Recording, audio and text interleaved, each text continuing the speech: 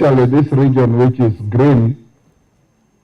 Bwana Lemakoko, tunaona ukipita kwa barabara unafikiri Kenya has a lot of forests, lakini ukiinuka juu unaona misitu iko tu kwa barabara.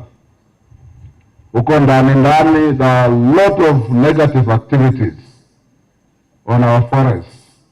So I urge you to ensure that where it is necessary to fence our forests that are gazetted, Parliament will support you with budget and allocations so that we can be able to protect our forests. Nchi yetu ya Kenya is one of the many countries ambazo zina upungufu wa miti. Out of our 583 square kilometers, only 23% of our country is rain secure. The rest is either arid.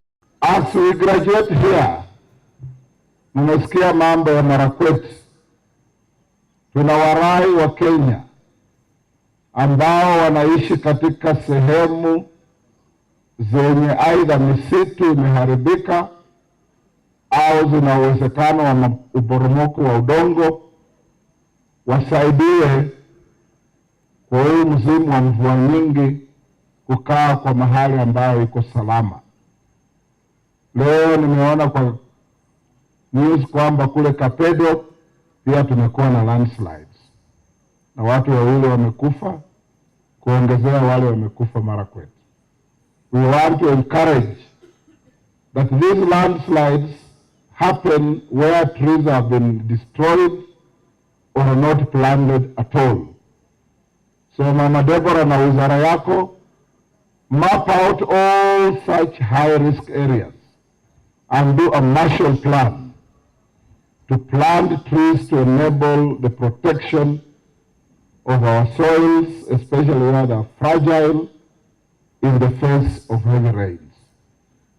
As a nation, we need to behave normally like these trees and live in a one fabric of a nation, one powerful mosaic. But regardless of the species you come from, whether you are a Malay, whether you are a Kikuyu, whether you are a Kalezi, whether you are from the coast, it is possible to have one nation living in harmony like we are here. We call for unity.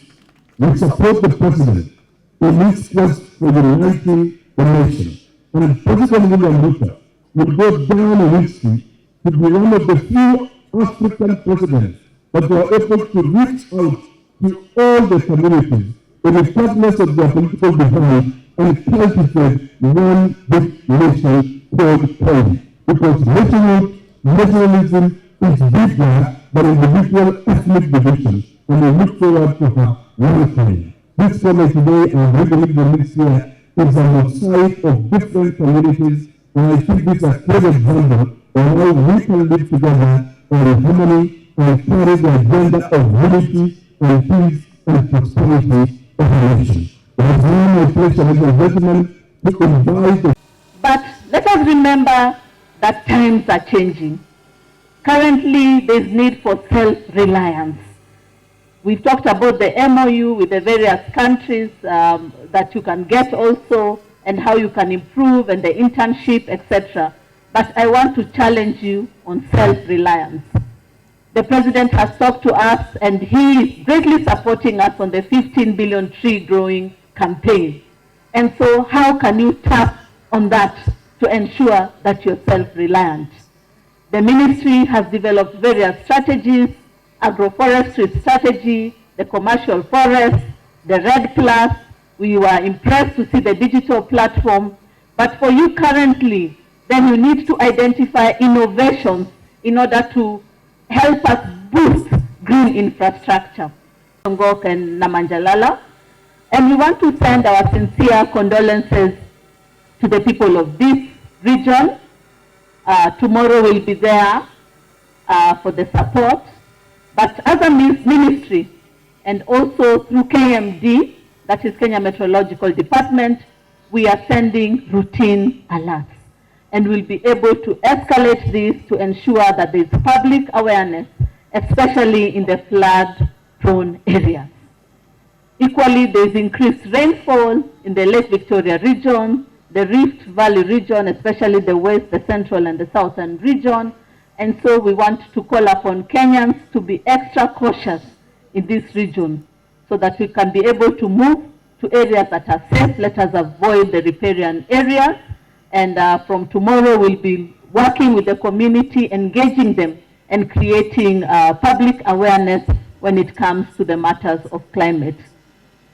So let us avoid the flood-prone areas, the riparian areas, but in the areas where there is normal to below rainfalls, then we need to remember about the 15 billion kwa msimu huu wa mvua, tuendelee kupanda miti.